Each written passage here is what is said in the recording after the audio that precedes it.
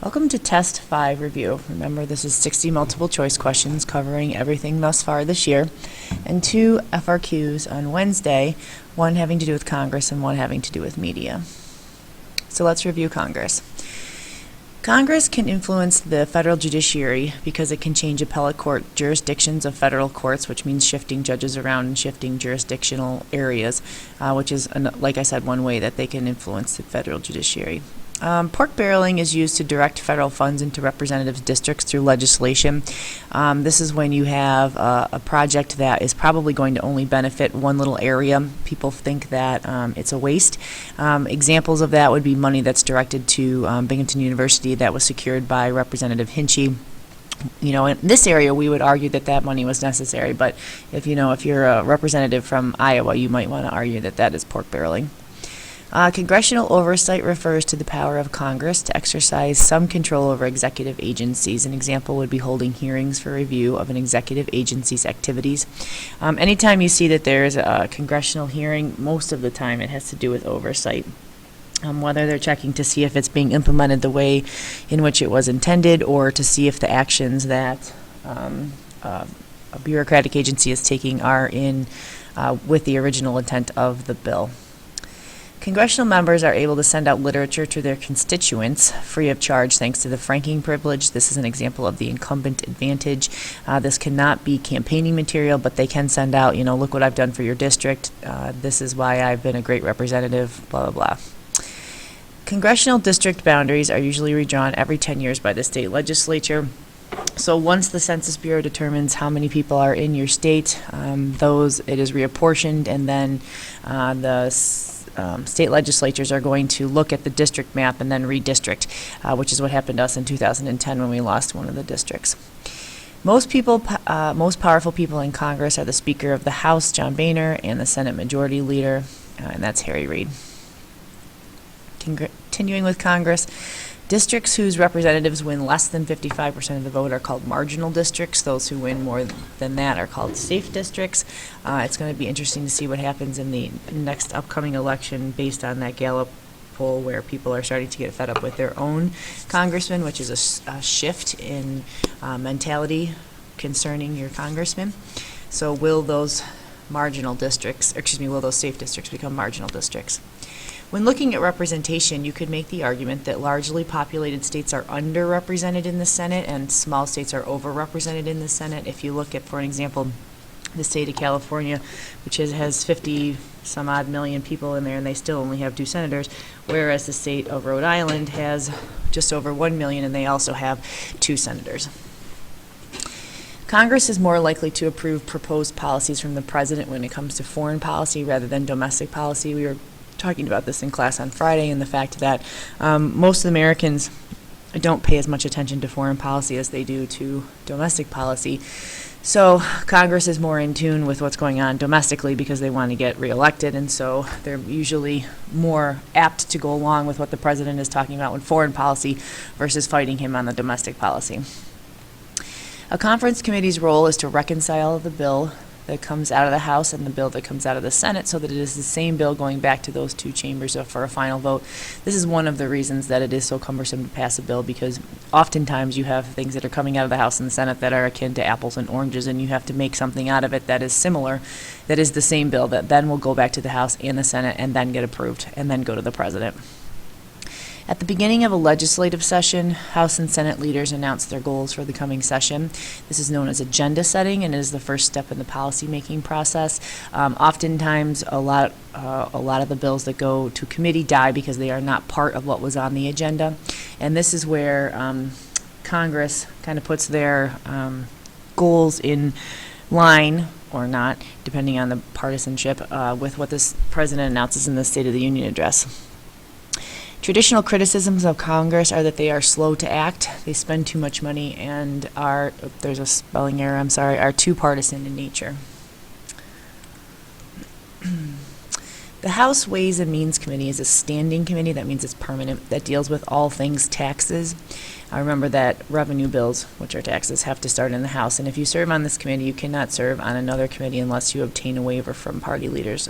That is a very important committee. House Ways and Means determines the taxes, and because they are you have a majority of the majority party on a committee. Right now, the Republicans have the majority people on the House Ways and Means committees, and the Republicans oftentimes fight for lower taxes and or less regulation, which sometimes are taxes. So that's how that can be influenced. The House Rules Committee is a standing committee, once again, permanent, that is very important and sets the conditions for debate and amendment of most legislation. We talked about this a lot in class. The primary function of the Senate Judiciary Committee is to conduct hearings on judicial appointments made by the President. That is a standing committee, which means it's permanent. This is one of the reasons that we have the nuclear option of the Senate in the Senate now for filibustering, because the Senate Judiciary Committee was allegedly holding up nominees to the federal courts by the President.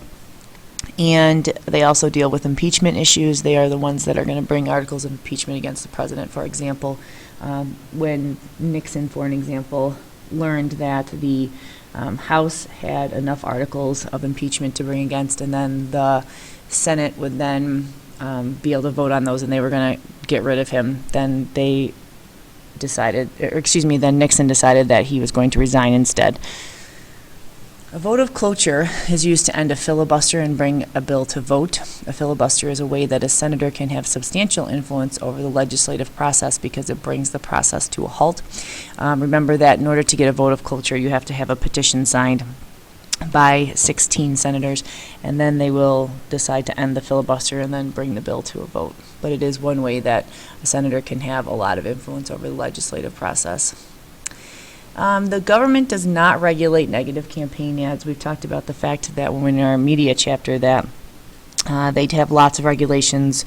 Back in the early 1980s, they had the Fairness Doctrine and then, the Equal Time Act, but they do not regulate negative campaign ads.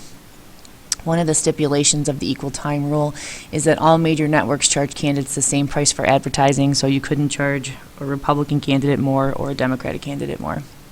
Prior to 1987, the Fairness Doctrine mandated that broadcasters give airtime to both sides of controversial issue. This is no longer the case. The end of it gave rise to partisan radio shows like Air America, which was a liberal talk radio, and the Rush Limbaugh Show, which is obviously conservative talk radio. The Associated Press is a product of the popular press and enables local or regional newspapers to have more widespread coverage of news stories. If you open up the Press and Sun Bulletin at any point in time, you'll see an article that says AP after it. It's talking about the fact that that's an article that originated from the Associated Press. Since 1960, the number of political TV and radio talk shows has increased, but the number of papers in major cities has not. By 1960s, most major cities had a newspaper, and we've seen decreasing circulation since the advent of the internet, so that has not increased. Due to growing concentration of ownership of the news, there is an increased similarity of network news coverages. You have only a couple companies owning much of the major newspapers and news networks, So a lot of times you're going to see the same news covered, whether it's in the USA Today or on the CBS Evening News. Horse race journalism refers to the tendency of the media to cover campaigns by emphasizing the relative standings of the candidates in polls rather than the issues they discuss. The issues get old after a while. You can only hash the issues out so much. But it is news when you report that someone has gained in the polls or they have lost in the polls. If you are looking at the 2016 elections already, one example of horse race journalism is they are constantly comparing where Chris Christie is in relation to Hillary Rodham Clinton right now, especially in light of Bridgegate. Gerrymandering is used to create districts that favor one political party over another. However, it is very difficult to prove this in court. And the one court case that you need to know that I think was in your textbook, Shaw versus Reno, 1993, Supreme Court of the United States determined that redistricting must be held to the strict scrutiny standard under the Equal Protection Clause and uphold the Voting Rights Act. All right, lastly, devolution, one level of government passing responsibility to another level of government. This is an attempt to make the federal government smaller or the state government smaller if they're passing it on to the local governments. Among the factors that influence how an individual congressman will vote, the leading predictor is partisanship, especially in the Congress we have right now. A federal mandate is when the federal government tells the states that they must comply with a certain set of regulations. We have examples with No Child Left Behind and the Americans with Disabilities Act. The No Child Left Behind Act was in George W. Bush's administration, and the Americans with Disabilities Act was in his father's administration, the George H.W. administration. The Motor Voter Act was intended to increase voter registration, allowing eligible voters to register to vote when renewing their driver's license. However, this did not have a significant impact on the number of registered voters. This was passed during the Clinton administration in an attempt to obviously increase voter registration, but that was not the case.